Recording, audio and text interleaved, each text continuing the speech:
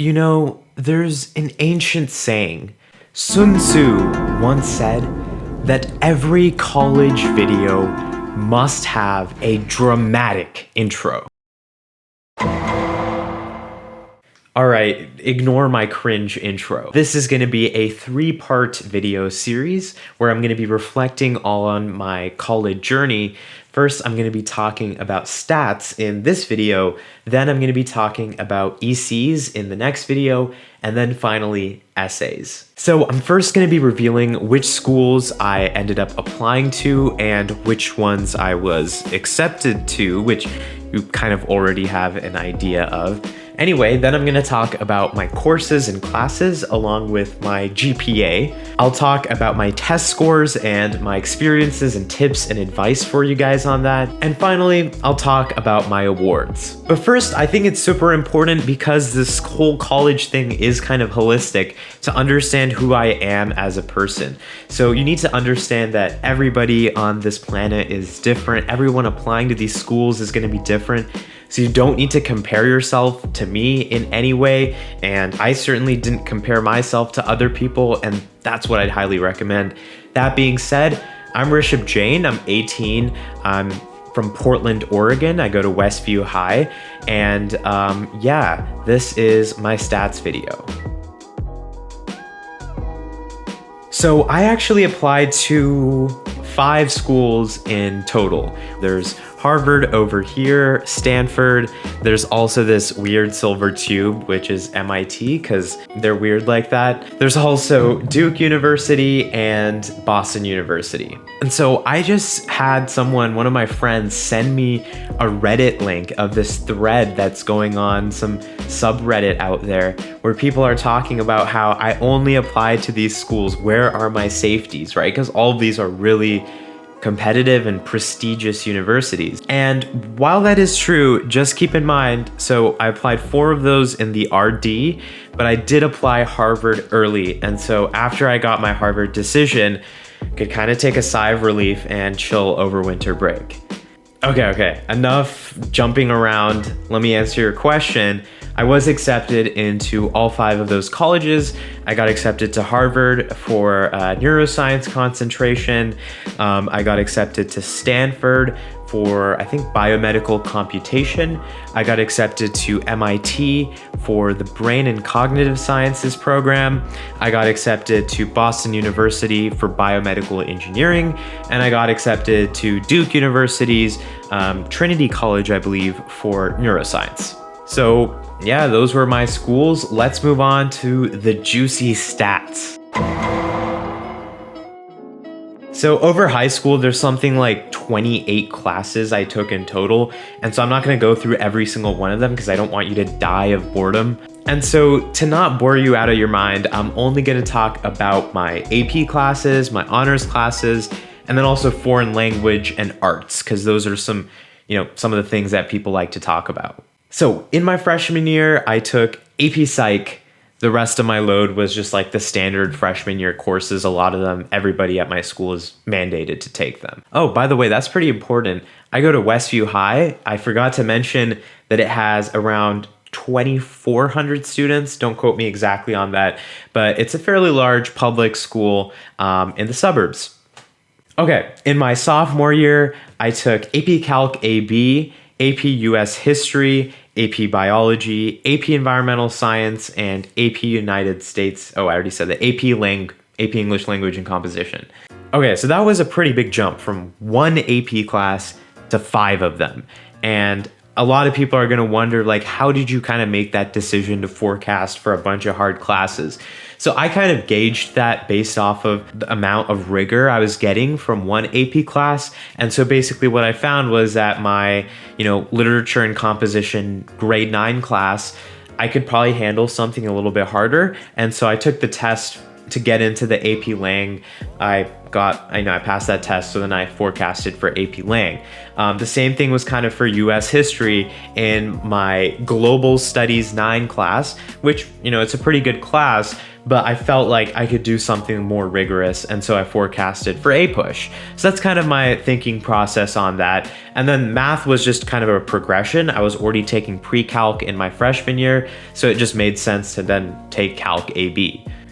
Okay, moving away from all of that stuff, now into my junior year. I took AP Calc BC, AP English Lit, AP Computer Science Principles, AP Physics C with both mechanics and E&M, of course, then AP Econ with both macro and micro econ. Oh, and I also took Cultural Anthropology, which is an honors class that's offered at my school. So it does give that like weighted GPA boost, but it was a really cool class. And I haven't really taken a social studies class in that area before. So it was a really enlightening experience.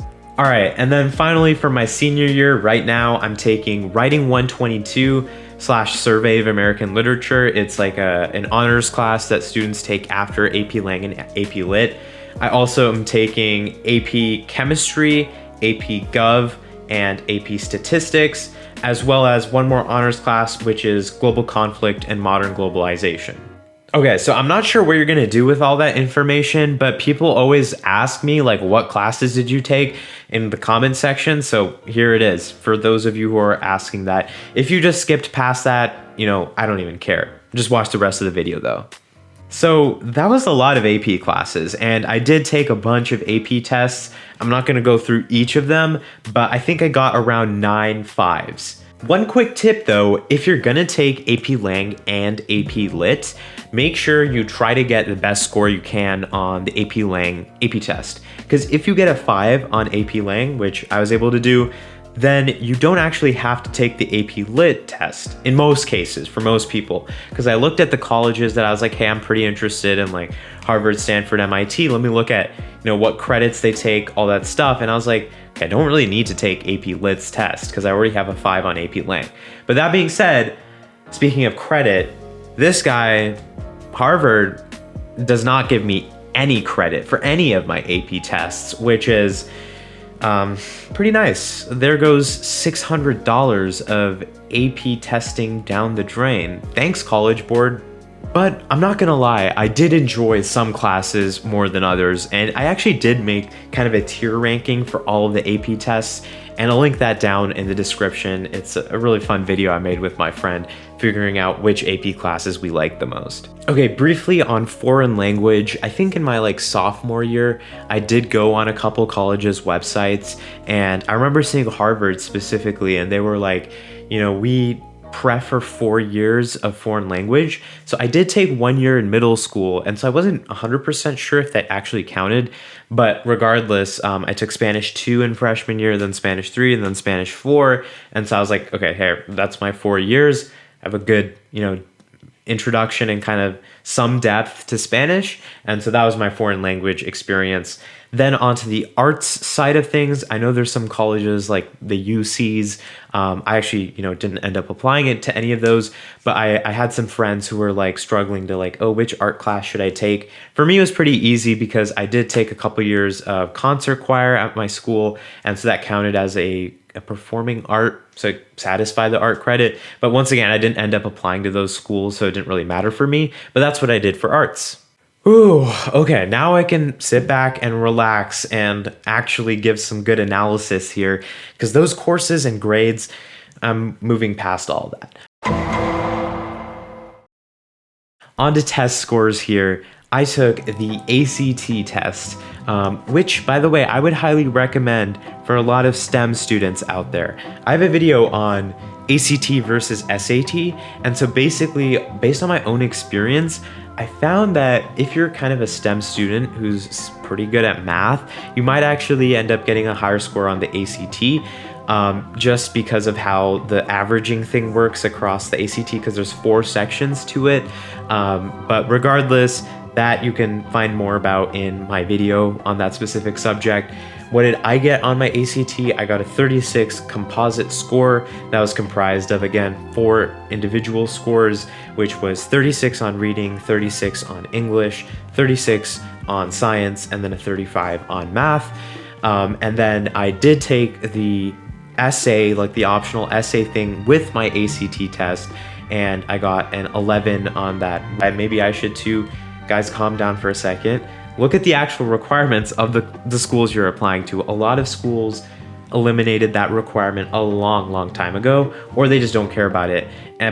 But one thing you should take into consideration, the ACT, when you send the score report, they will send your writing score to the school along with your ACT composite score, like a 36 and 11. They get sent together. You can't opt to only send the 36.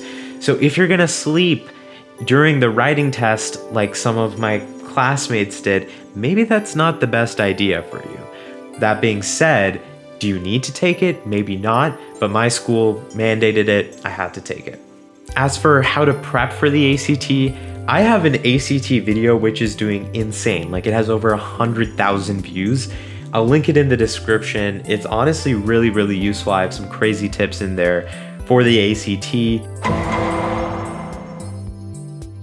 Okay, on to the last section, and one that's pretty fun because I get to talk about stuff that I really enjoy doing. So awards, I submitted 5 awards on my Common App.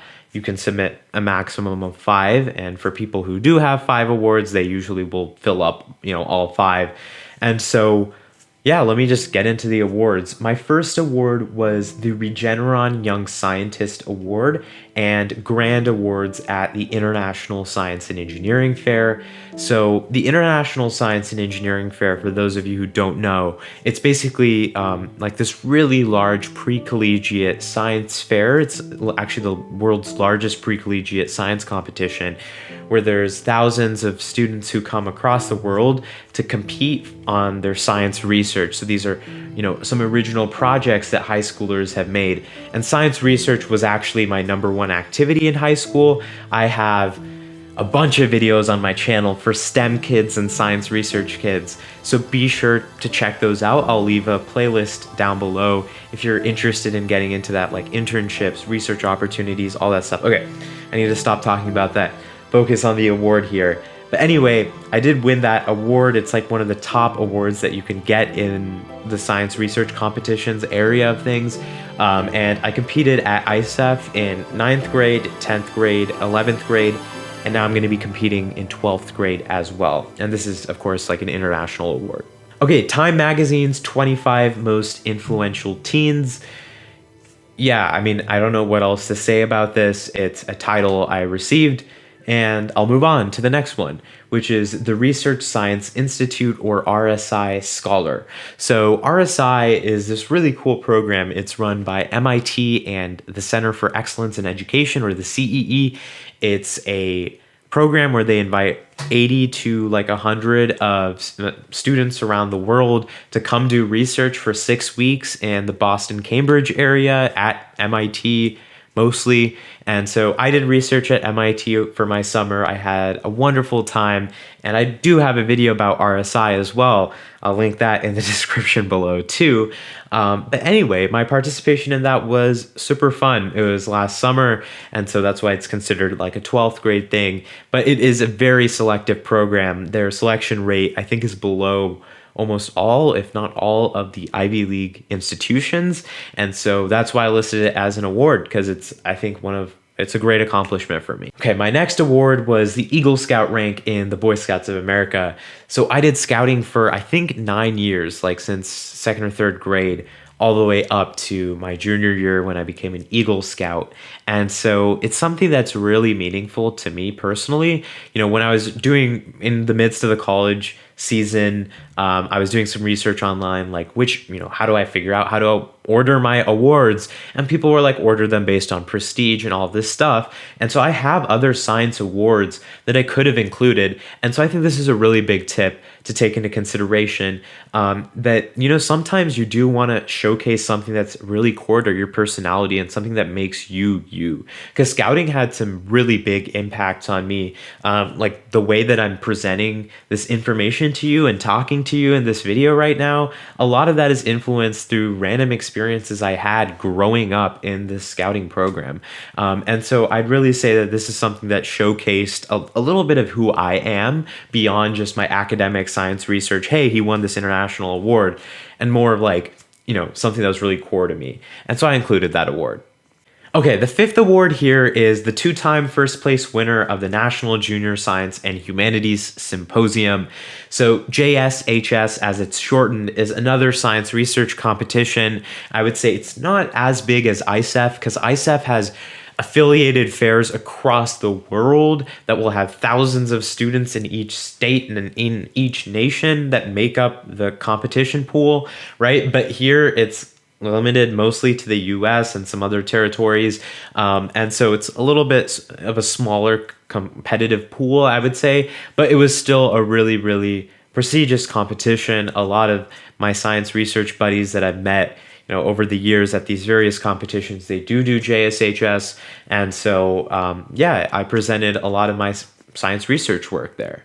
So I keep using the word science research again and again, and that was my number one extracurricular activity in high school. Now, not only do I have a bunch of videos, I have an entire course on science research, which you can check out, but for all of you that are wondering, how did you decide that science research was going to be your number one activity on your college application?